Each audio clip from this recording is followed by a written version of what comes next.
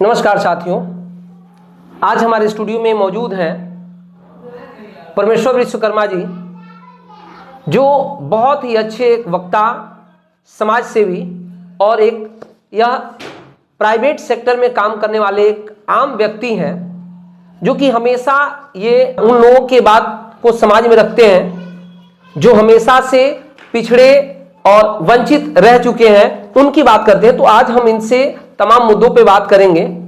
Sir, सबसे पहले आपका स्वागत है। स्वागत है सर आपको। जी जी। आप सभी दर्शकों को भी मैं निवेदन करता हूं, प्रार्थना करता हूं और स्वागत करता हूं कि सभी हमारे दर्शक हमारे बातों को ज़रूर सुनें और हमारे विचार को और हमारे जो सोच है उसको जी अपने में उतारें और हमारे जो हर बिंदु है वह विचारणीय है और अनुकरणीय है। मैं समाज के पिछड़े, वंचित, शोषित लोगों की बात मैं करूंगा और आपके चैनल को बहुत बहुत धन्यवाद कि आपने मुझे बुलाया है और आपने मेरी इंटरव्यू लिया है। सर, सबसे पहले मैं आपसे जानूंगा आपके ही मुखारबिंदों से, सर आप अपना परिचय पहले बताइए।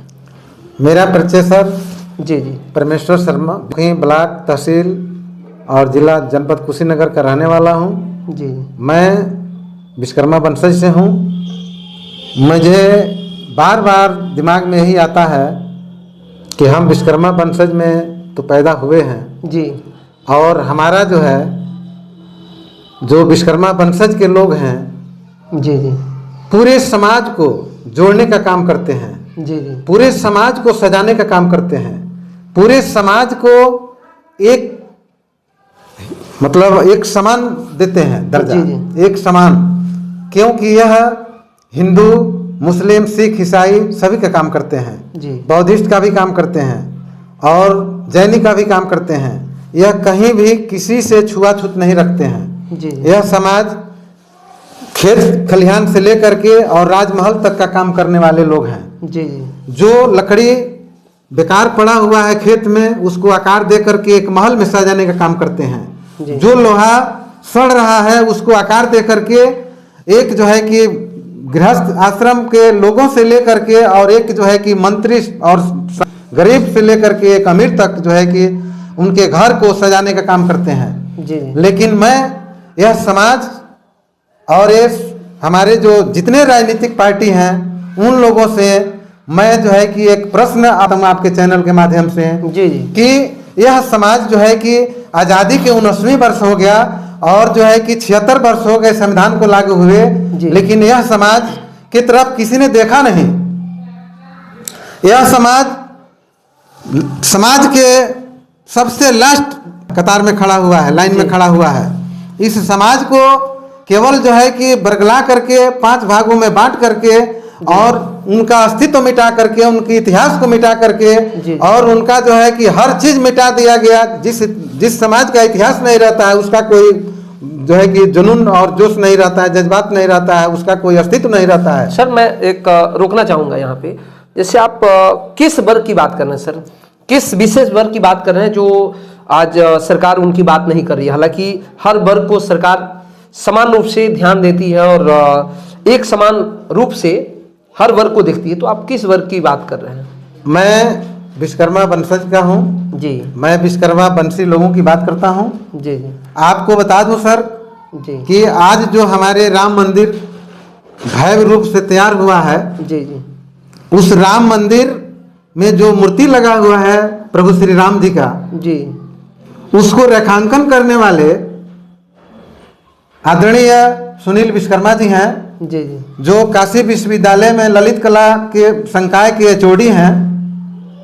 उन्होंने इस मूर्ति का रेखांकन किया और एक हमारे विश्वकर्मा वंशज के पूजनीय हैं जो अरुण विश्वकर्मा आचार्य हैं।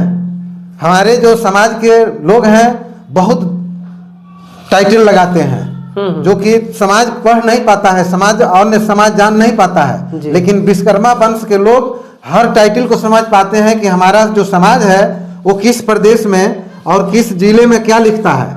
तो जो अरुण आचार्य हैं वो आचार्य लिखते हैं लेकिन विश्वकर्मा के पुत्र हैं, विश्वकर्मा वंशज के हैं। तो उन्होंने प्रभु श्री राम की जो मूर्ति लगी हुई है जी। वह मूर्ति को बनाया है, रेखांकन किए सुनील विश्वकर्मा और जो है कि वो बनाए अरुण आचार्य जी।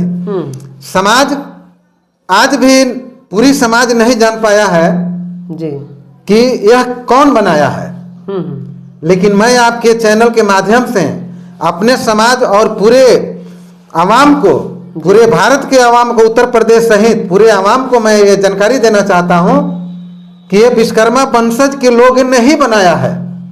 और यदि राम मंदिर का नींव भी दिया गया है तो विश्वकर्मा वंश के लोग ही दिए हैं।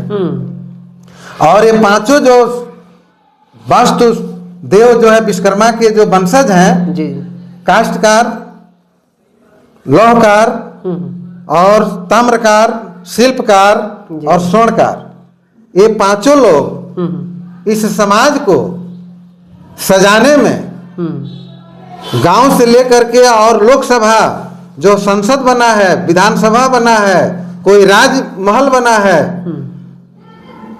कोई जो है कि बहुत बड़े लोग होते हैं उनकी महल को सजाने का ये लोग काम करते हैं। लेकिन सर एक चीज मैं जानना चाहूंगा आपसे कि अभी जैसे आपने बताया कि जो राम मंदिर का जो निर्माण हुआ, राम मंदिर का मूर्ति बनाने में इन लोगों का यानी हमारे समाज का हाथ रहा है जी, विश्वकर्मा लोहार समाज का हाथ रहा है, तो आखिर वो कहाँ है इस समय और अस्तित्व में है या नहीं है, मैं आपसे जानना चाहूंगा सर। नहीं सर, मैं देखा हूँ जी कि जो लोकसभा का जो चुनाव हुआ उसमें किसी विश्वकर्मा वंशज को टिकट नहीं दिया गया। अच्छा, आज आए गत दिनों में जो है कि अभी बिहार में जो चुनाव हुआ है जी विधानसभा का, उसमें भी विश्वकर्मा वंशज के किसी भी व्यक्ति को भागीदारी नहीं बनाया गया है। अच्छा, मैं यह दावे के साथ कह सकता हूं कि ऑल ओवर इंडिया में जी मेरी जो आबादी है 10% है, विश्वकर्मा वंशज का आबादी 10% है, तो 1 अरब 40 करोड़ का जो है 10% निकाल दीजिए जो 14 करोड़ हुआ जी। और 14 करोड़ में आज हमारे जो ब्लॉक से लेकर के, तहसील से लेकर के, जिले से लेकर के, मंडल से लेकर के, प्रदेश से लेकर के देश स्तर से कोई नेतृत्व करने वाला हमारे समाज को नहीं है। आए दिन हमारे समाज को बहन बेटियों का बलात्कार हो रहा है, हत्या हो रहा है, जुआओं का सरेआम कत्लेआम हो रहा है। अन्य समाज के जो लोग हैं, चाहे वो ओबीसी के हों, चाहे फॉरवर्ड क्लास के हों, जो लोग भी समाज के जी मतलब इस समाज के साथ दरिंदगी के साथ कायम हो रहे हैं।